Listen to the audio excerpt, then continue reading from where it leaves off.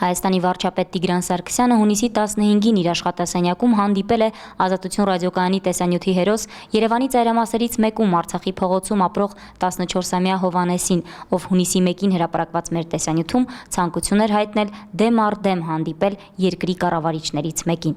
Ինչպես Ազատություն ռադիոկայանին փոխանցեց վարչապետի մամուլի խոսնակ Հարություն Բերբերյանը, Ազատություն ռադիոկայանի հունիս 1-յան տեսանյութը դիտելուց հետո վարչապետը որոշում է կայացրել ընդառաջ գնալ 14-ամյա պատանու ցանկությանը, անձամբ հանդիպել խելացի եւ հասուն պատանուն։ Կառավարության տեղեկատվության վարչությունից տեսանյութը տրամադրեցին անձայն, պատճառաբանելով, թե այն խոտանված է։ Հարություն Բերբերյանի փոխանցմամբ վարչապետը հանձնարարել է կրթության նախարարին հանդիպել 14-ամյա պատանուն, զբաղվել նրա փոքր մհեր ռազմական կրթահամալիր ընդունվելու գործընթացով։ Տիգրան Սարգսյանը նաև հանձնարարել է փոքր մհեր կրթահամալիրի խորհրդի նախագահ Գևորգ Մալխասյանին դիտակետի տակ վերցնել Հովհաննեսին։ Աշխատանքի եւ սոցիալական հարցերի նախարարը վարչապետի հանձնարարականով կզբաղվի Հովհաննիսյանների բազմանդամ ընտանիքի նպաստի վերականգնման հարցով։ Վարչապետի օգնականներն այս օրերին զբաղվելու են նաև ընտանիքի խանութներում ունեցած պարտքերի մարմամբ։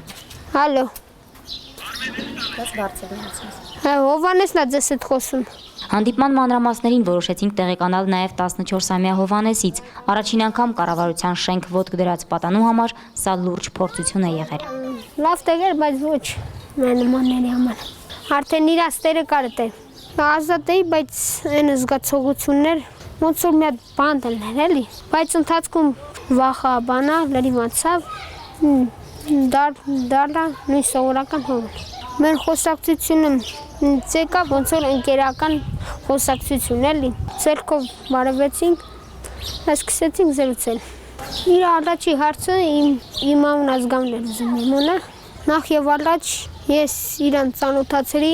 մեր տան պայմանների հետ, մեր ապրելու պայմանների հետ։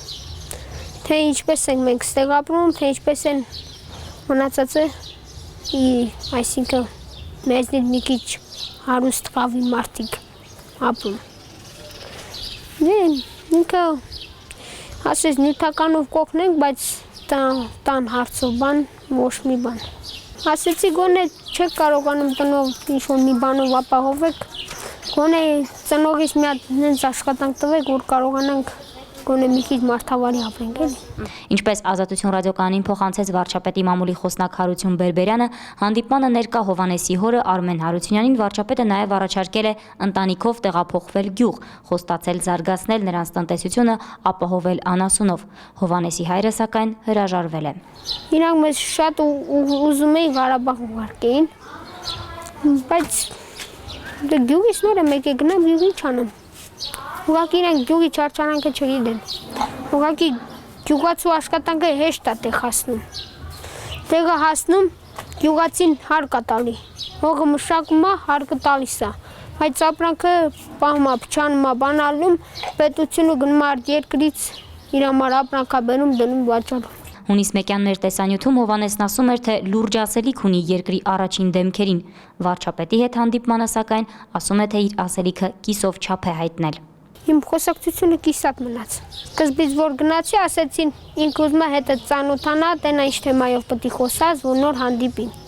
Ասեցի որոշ չափով տեղեկացնեմ, հետո դե որ հանդիպել ենք, մնացածն հետո կասեմ էլի։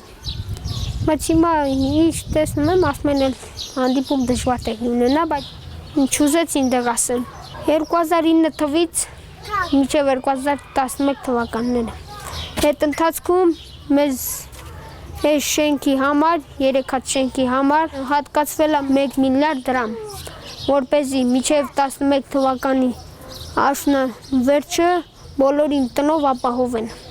Բայց էլ թե այդ գումարը ինչի ծախսվեց, ինչ նպատակով օգտագործեցին, մեզ հայտնի չի։ Դա պատճառն ենք ուզում իմանալ։ 17 օր առաջ իր ապագան գյուղում պատկերացնող պատանին այսօր արդեն իր տեղը քաղաքում ապագա սպայի դերում է տեսնում։ Իր այդ մի խոսքեր ես համաձայն եմ։ Ես պետք է սովորեմ, ինձ համար ստեղծեմ։ Այդ մեկը ինքը ճիշտ ասեց։ Եվ իրանք փորձում են զբաղվել մեր կրթությամբ։ Իմ մեկը եղբորս։ Հիմա արդեն վայենի փոքր մեր կրթահամալիր եմ ընդունվում, քննություններ լավ հանձնում ընդունվեմ, ամեն ինչ լավ է։ Կիրակի օրեր գալու եմ տուն, հանգստանամ, ընկերներիս կտենամ։ Չէ, ոնց եկել եմ, նույնց կմնամ։ Նույն Հովհաննես։ Հա։ Ինչքան էլ հարստանես բան, ելի մարդի ունենա։